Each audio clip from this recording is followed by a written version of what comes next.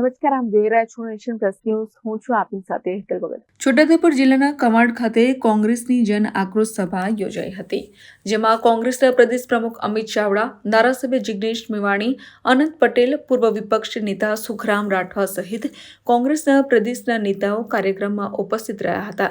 જન આક્રોશ સભાની અંદર સ્થાનિક વિવિધ મુદ્દાઓ પર ચર્ચા વિચારણા કરવામાં આવી હતી અને સરકાર ઉપર કોંગ્રેસ નેતાઓએ પ્રહારો કર્યા હતા. જન આક્રોશ સભાની અંદર મોટી સંખ્યામાં કોંગ્રેસના કાર્યકર્તાઓ, હોદ્દેદારો અને લોકો ઉપસ્થિત રહ્યા હતા. સમગ્ર ગુજરાતની જનતા જાગી ગઈ છે. રસ્તા પર ઉતરીને પોતાના અધિકાર માટે લડવાની તૈયારી સાથે ખુલીને બહાર આવી રહી છે. આજે જન આક્રોશ સભામાં કવાંટ છોટાઉદેપુર ખાતે તમે જોઈ શકો છો કે હજારોની સંખ્યામાં અહીંયા આદિવાસી વિસ્તારમાં તમામ યુવાનો, ભાઈઓ, બહેનો, સાથીઓ આજે ખુલીને એકી અવાજે કહી રહ્યા છે કે આ 3 દાયકાના શાસનમાં ખૂબ અન્યાય થયો, ખૂબ અત્યાચાર થયો, ખૂબ આદિવાસીના અધિકારો છીનવ્યા. અમને જળ જંગલ જમીનનો અધિકાર નથી મળતો.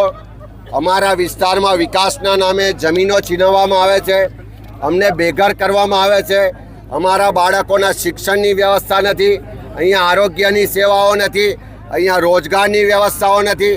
ચારે બાજુથી ભ્રષ્ટાચારની લૂંટ મચાવનારા ભાજપના મળતિયાઓ, ભાજપના નેતાઓ સામે લોકોનો ફટકાર, લોકોનો આક્રોશ આજે ફૂટીને બહાર આવી રહ્યો છે.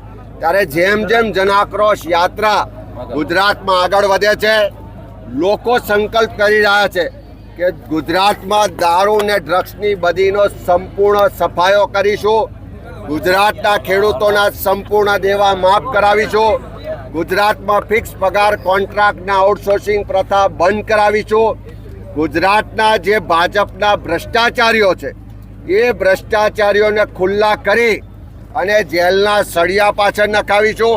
અને આ ગુજરાતના આદિવાસી સમાજ હોય, બક્ષીપંથ સમાજ હોય, સામાન્ય લોકો હોય, ખેડૂતો હોય, યુવાનો હોય, મહિલાઓ હોય, એને એનો હક અધિકાર અપાવીશું. એ સંકલ્પ આજે જિલ્લે લોકો લઈ રહ્યા છે. અને આજે છોટાઉદેપુર ખાતે હજારોની સંખ્યામાં લોકોએ આ સરકાર સામે બાયો પણ ચડાવી છે.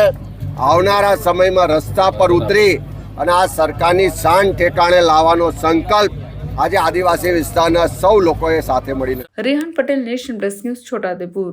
સમાચારોના સતત અપડેટ મેળવવા માટે અમારી નેશન પ્લસ ન્યૂઝની યુટ્યુબ ચેનલને સબસ્ક્રાઇબ કરો, બેલ આઇકન દબાવો અને જોડાયેલા રહો ફેસબુક, ઇન્સ્ટાગ્રામ અને ટ્વિટર પર.